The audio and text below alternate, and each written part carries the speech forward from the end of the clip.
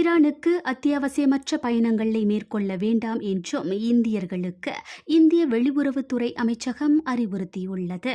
பணவீக்கம், நாணய மதிப்பு வீழ்ச்சி, விலைவாசி உயர்வு போன்றவற்றுக்கு அரசு பொறுப்பேற்க வேண்டும் எனவும், கமேனி தலைமையிலான ஆட்சி அகற்றப்பட வேண்டும் எனவும் வலியுறுத்தி நாடு முழுவதும் கடந்த மாத இறுதியில் தொடங்கிய போராட்டங்கள் 8வது நாளை எட்டியுள்ளது.